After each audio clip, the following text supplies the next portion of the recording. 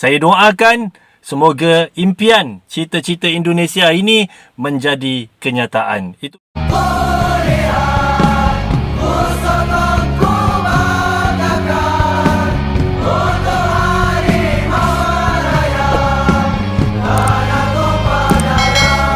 Bismillahirrahmanirrahim. Assalamualaikum warahmatullahi wabarakatuh. Sahabat-sahabat Wadijah Channel, di mana jua anda berada, Malaysia, Indonesia, Singapura, Brunei Darussalam, salam serumpun dan semoga anda di luar sana sehat-sehat selalu. Okey guys, Olimpik Tokyo 2020 baru saja bermula guys. Dan Malaysia seperti biasa dalam pemburuan emas Olimpik yang pertama. Semoga negara Malaysia berjaya, atlet-atlet negara Malaysia berjaya untuk merealisasikan impian rakyat Malaysia untuk mendapatkan pingat emas Olimpik yang pertama. Mantap. Bagi negara Indonesia pula guys, Indonesia sebenarnya telah banyak juga ya memenangi pingat emas Olimpik dalam beberapa siri Olimpik yang lalu, terutama sekali dalam acara bulu tangkis ataupun badminton. Tahniah Indonesia dan semoga Olimpik Tokyo 2020 ini ada lagi pingat emas untuk Indonesia yang bakal dibawa oleh atlet-atlet Indonesia di sana. Indonesia juga pernah menjadi tuan rumah Sukan Asia pada 2018 yang lalu dengan berjayanya. Dan pernahkah anda terfikir bahawa Indonesia ini boleh juga menjadi tuan rumah Olimpik? Dan saya melihat konten ini dari CNBC Indonesia guys, yang katanya mimpi Indonesia untuk menjadi tuan rumah Olimpik pada tahun 2032. Apakah impian Indonesia akan menjadi nyata? Kita sama-sama lihat video ini guys dari CNBC Indonesia. Subscribe CNBC Indonesia dan juga Wadijah Channel. Mimpi Indonesia untuk menjadi tuan rumah Olimpik 2032. Mari kita tengok guys. Presiden Joko Widodo semakin serius ingin menjadikan Indonesia sebagai tuan rumah Olimpiade pada tahun 2032 mendatang. Meskipun masih 12 tahun lagi, tapi Indonesia saat ini sudah dalam proses persiapan untuk bersaing dengan negara lain. Mantap. Seperti apa selengkapnya kami ulas untuk Anda dalam mimpi Indonesia menjadi tuan rumah Olimpiade 2032. Jadi 2 tahun yang lalu, tepatnya pada tahun 2018, Presiden Jokowi sempat mengungkapkan rencananya untuk mengajukan Indonesia menjadi tuan rumah Olimpiade tahun 2032 ke Komite Olimpiade Internasional atau IOC. Nah, tidak disangka ternyata pada tahun ini Indonesia sudah resmi mengajukan dan telah masuk ke dalam proses bidding tuan rumah. Dalam bursa pencalonan ini Indonesia akan bersaing dengan banyak negara. Ada Australia, kemudian ada Jerman, ada Unifikasi Korea, kemudian ada Qatar, China, dan juga India. Nah, menuju penetapan yang akan diputuskan pada tahun 2024 nanti, Presiden meminta kementerian terkait dan Komite Olimpiade Indonesia untuk berkoordinasi dan juga menyiapkan berbagai hal. Mulai dari membentuk tim khusus, kemudian menyusun proposal seperti rancangan anggaran hingga membuat roadmap Olimpiade. Nah, menariknya IOC kali ini menerapkan norma baru bagi setiap tuan rumah Olimpiade. Jadi norma baru tersebut adalah menggelar ajang yang sederhana dan juga hemat biaya. Jadi tentu saja Presiden Jokowi menyambut baik hal ini dan berharap agar tim khusus yang nanti ditugaskan bisa beradaptasi dan memahami bahwa Olimpiade bukan lagi sekedar gebiar kemewahan, tetapi adalah sejauh mana inovasi dan kreativitas bisa terus dilakukan.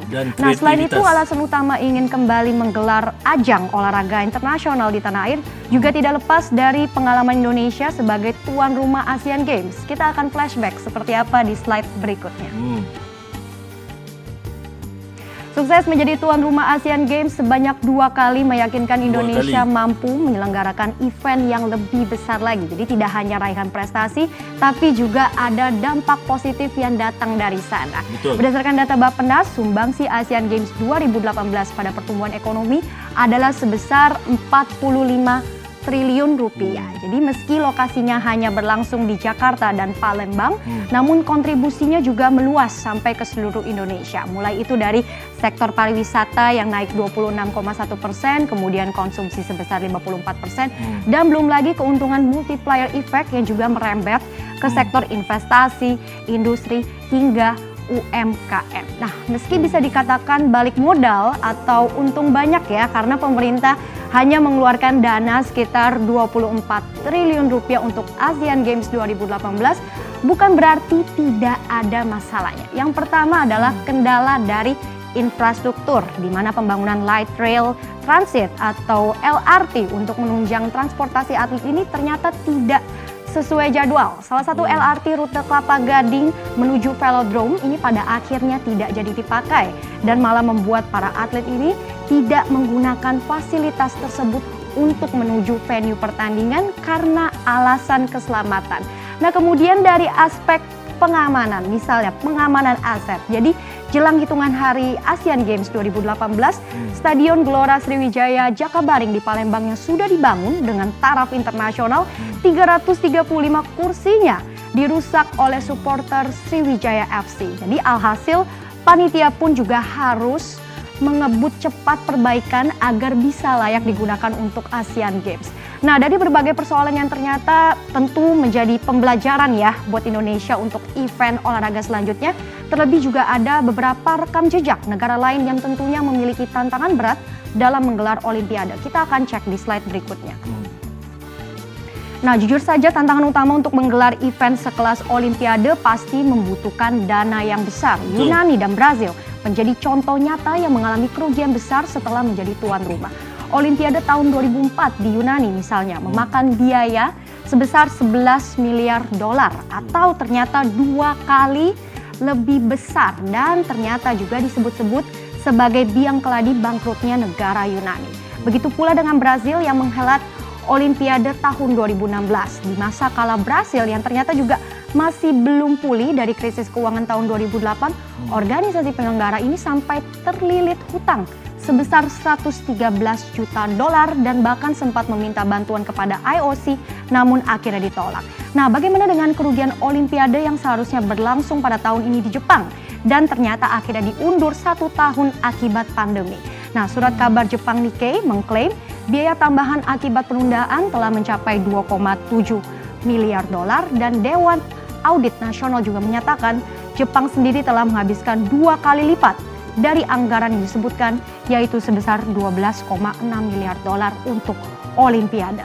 Nah, jadi penundaan tersebut tidak hanya berdampak bagi anggaran belanja nasional Jepang, Jepang pun juga akhirnya harus menunggu lama return dari investasi yang sudah dikeluarkan untuk Olimpiade.